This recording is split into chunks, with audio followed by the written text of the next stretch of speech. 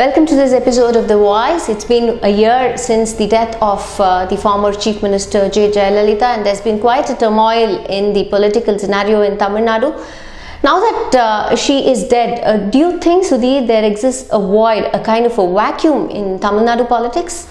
Well, Jayalalithaa along with Karunanidhi has really been the tallest leader Tamil Nadu has seen. Add to that her electoral success, winning 37 of the 39 Lok Sabha seats in 2014 at the height of the Narendra Modi wave in the country. Even last year, winning a second successive term in Tamil Nadu, something only her mentor and party founder MGR had done 3 decades ago in the mid-80s. So it's very obvious that there will be a void in Tamil Nadu politics after her demise.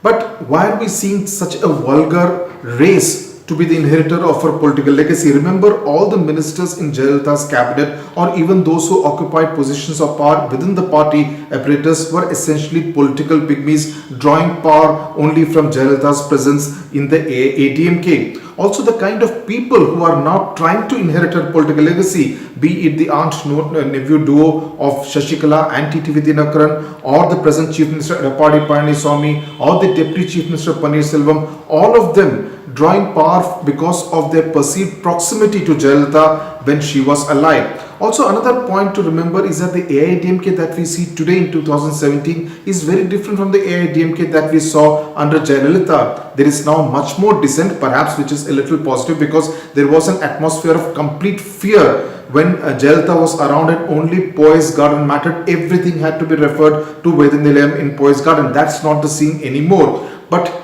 it's highly unlikely that if the glue of power does not exist in the AIADMK, it will no longer remain a cohesive unit, because the battle lines are very clearly drawn despite the merger between the EPS and the OPS camps. So there a lot of people have forayed into the political arena at this time thinking that a vacuum exists. So who do you think is best placed at this point in time? Yes, for sure, a political vacuum does exist, especially given the fact that there is a leadership tussle taking place within the AIADMK between the two main leaders, EPS and OPS. But will Tamil Nadu actually root for a film actor, whether it be a Rajnikant or a Kamal Hassan or a Vishal who's contesting the by-election from RK Nagar? I'm not so sure that Tamil Nadu is so naive at this point in time not to ask tough questions and not to plump for anyone from, say, the Tamil film industry or anywhere else who is not a typical regular politician, unless they are able to offer some kind of an alternate narrative to what is being offered by the two principal Dravidian parties. Paneerselvam, after the February revolt, acquired some kind of a halo over his head, but even that sheen has been considerably diminished because of the merger and because he's seen as someone who has compromised for the sake of power. That leaves us only with the DMK at this point in time. They have the experience of running a government. MK Stalin is now leader of the opposition. He has been deputy chief minister before. So in that sense, they seem to be better placed with their political machinery, with their political apparatus to be able to govern Tamil Nadu. And of course, the black sheep would be in a sense TT Vidyanathan, who is trying to find relevance for himself within the AIADMK now that he is not left with the party symbol of 2 leaves either. So in that sense, he would be in a sense the black sheep. We really do not know how much of a control he could have over disgruntled MLAs, MPs and district secretaries and the rank and file of the AIADMK. He has been drawing crowds. So I wouldn't rule out the Manargudi clan completely, but yes, at this point in time at least, Dinakaran has his back to the wall. Do you think that the RK Nagar elections will be a game changer?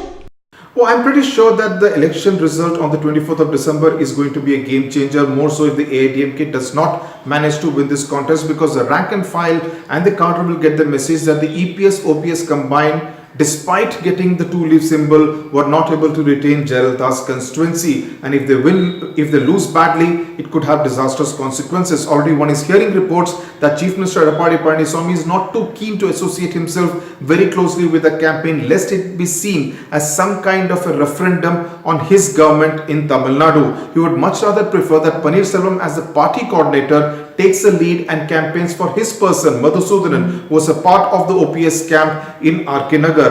But the most interesting person to watch out will be TTV Dinakaran, who would be quite keen to ensure that the gap in number of votes polled is not too much between him and Madhusudanan, because that will send the message that despite getting the two-leaf symbol, the AIADMK was not really able to surge ahead. But at this point in time, one is pretty much sure that 24th of December, 11 o'clock, by the time the election results are announced, that could actually lead to a lot of churning in Tamil Nadu politics. Thank you for talking to us in this episode of The Voice, Sudhir. So we shall come back to you soon with another one shortly.